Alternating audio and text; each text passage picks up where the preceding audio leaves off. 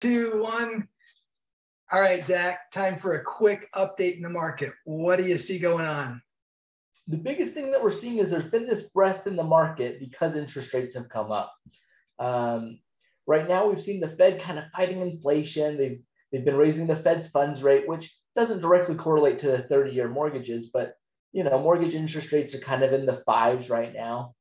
And with that being the case, the sellers no longer have that upper hand where they can just ask for anything out of their home, because there's not as many people like competing for it.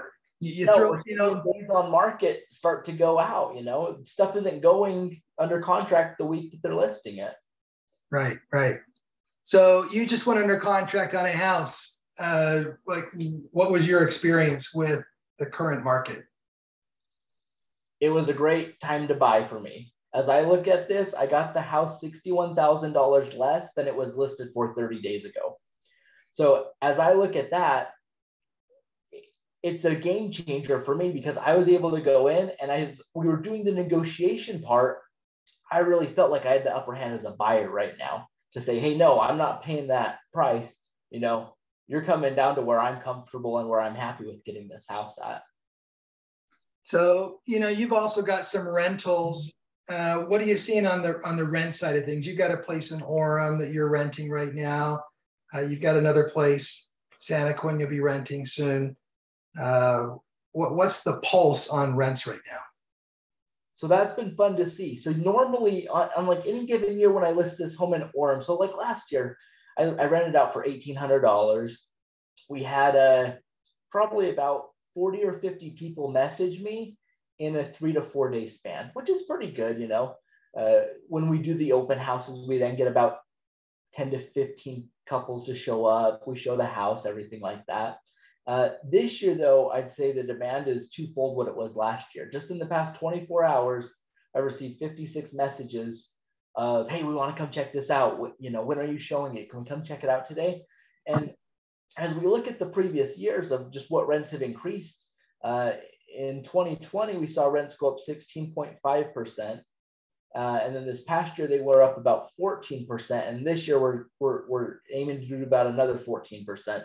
And so as I look at that, anybody who's renting right now, they're paying a premium for anything that's nice. And they're just really, kind of just happen to move up there in their budget. And this year, I've bumped it $400 to $2,200. And it's kind of amazing to see that the demand's still there, even at $2,200, where, I'm going to really get the cream of the crop as far as a tenant in there, which is great. So how many people came knocking on your door this time to rent this year? 56 in the last 24 hours. Wow, with the $400 increase. So what's interesting to me is if you're a renter or considering home buying, because a lot of people right now that are renting say, oh, well, prices are so high, I'm not sure I want to buy right now.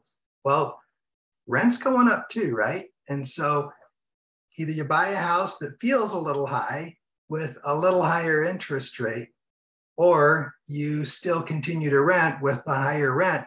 But what I hear you saying is there's like this little window that's happening right now with interest rates going up. There are fewer buyers banging on the door of people selling their homes. So there's not as much competition. Sellers are softening. Prices are coming down.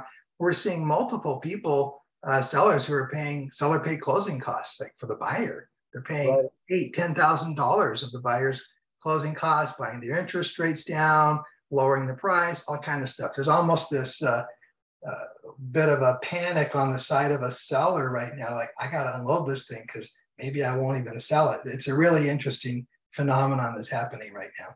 Any closing thoughts?